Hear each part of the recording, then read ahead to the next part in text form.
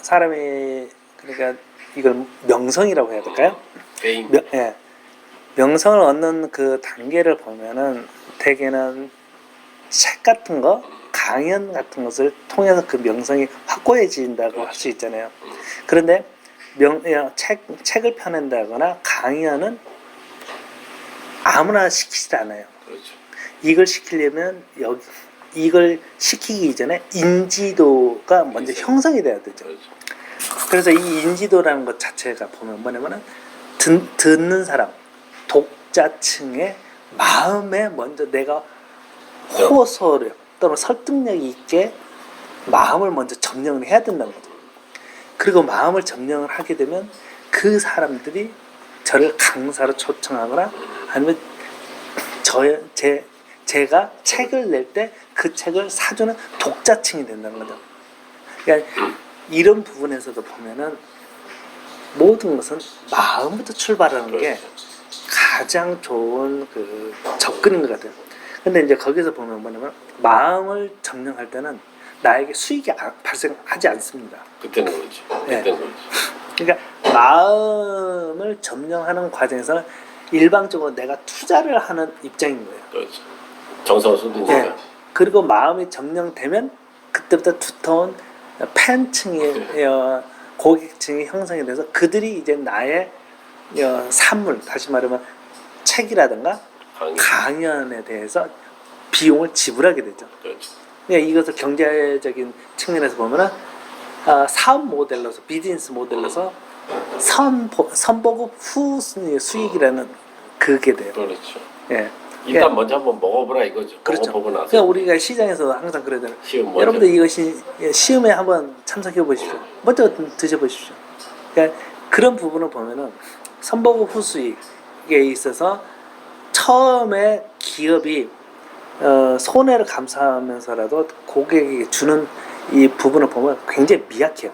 조금씩 주죠. 예, 미약한데 손님층에서는 공짜라는 이 단어가 굉장히 마음을 감동시킵니다.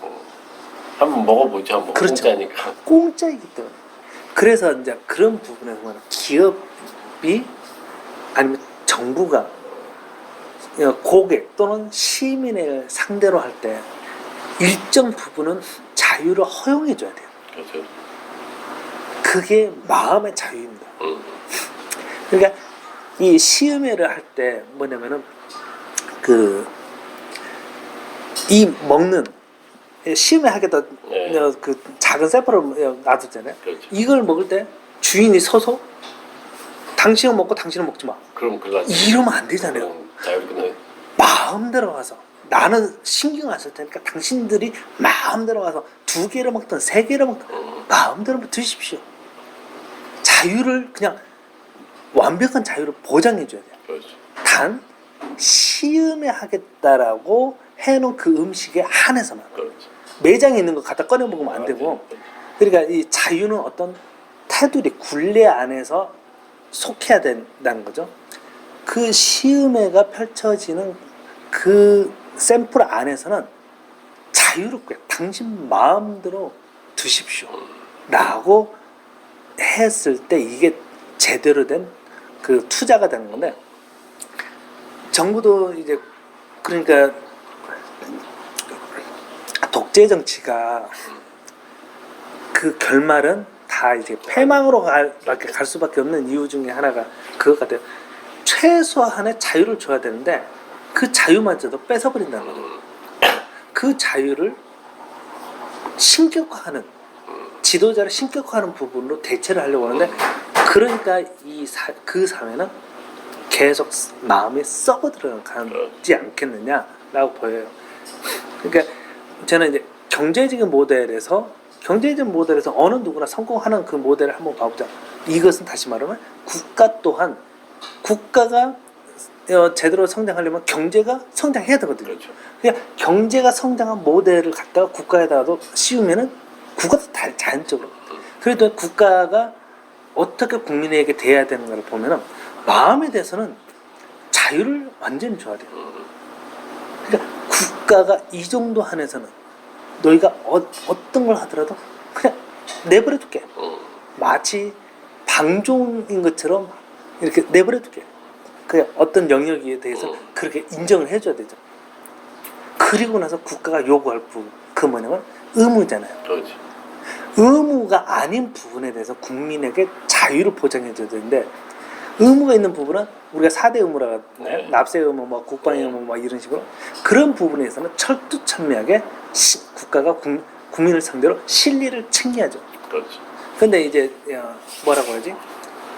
국민들의 표현의 자유, 사상의 자유. 예, 사상의 자유 이런 것까지 정부가 컨트롤하려고 하면 힘들죠. 그때부터 이제 정부가 이제 부패하기 시작한다 생각해요. 네, 그래서 이제 정부가 국민으로부터 모든 권력이 나오는 거잖아요. 그렇지. 그럼 그 권력을 정부가 이양을 받은 거예요. 근데 이 권력은 국민으로부터 나왔기 때문에 다시 정부가 국민에게 그 권력을 사용해 준 게 정당하잖아요. 그렇지. 근데 정부가 부패하기 시작한 것이 어느 때냐라고 짐작하냐면은 중국의 역사에서 봤더니 왕조가 몰락하는 계기는 뭐냐면 권력의 사유화가 일어났대. 그 사유화가 뭐냐면 마땅히 행해야 될 부분에서는 권력이 투입되는 게 맞는데 자유를 보장해줘야 되는 부분까지 컨트롤하려고. 왜? 자기 사리사욕을 채우려고. 그래서 그런 부분들을 보면 제가 방금 말했듯이 의무적인 부분은 권력이 투입되는 게 맞는데 그 외 사상이나 어떤 그 외의 것들. 예, 표현의 자유나 이런 것들을 탄압을 해서는 안 돼. 그것을 규제를 가하는 거죠. 정부가 방침으로. 그러면 그것은 어찌 보면 권력의 사유화에 전조이지 않겠느냐, 저는 이제 그렇게 생각해요. 그래서 그렇게 되는 정부는 부패한 거고 국민으로부터 외면받지 않겠느냐. 그렇지. 저는 외면받는다라고 표현할 수 있는 게 뭐냐, 중국의 역사에서 그런 왕조들은 다 외면받았거든요. 그렇지. 그리고 정권이 교체가 됩니다.